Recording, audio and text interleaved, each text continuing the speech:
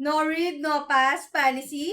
Totoo po ba na babagsak ang bata kapag hindi marunong magbasa ang grade 2 o grade 3? Ang sagot po dyan ay opo. Matagal na nga pong ipinatutupad ang policy na ito. Hindi po pupwedeng automatic na pasado ang bata kahit hindi naman ito marunong magbasa.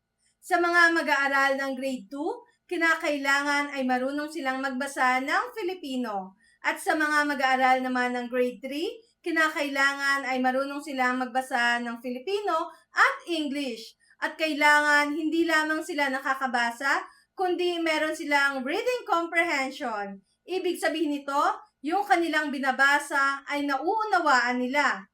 Dahil mas mahirap ang kanilang pag-aaralan gaya ng mga math word problems, science activities, at iba pa. Hindi po pwedeng ipasa dahil mas mahihirapan sila sa susunod na grade level. Walang sisihan sa magulang, guro o sitwasyon sa gantong pagkakataon. Kayo po bilang magulang, ano pong opinyon niyo dito? Happy learning! Love, Teacher Land!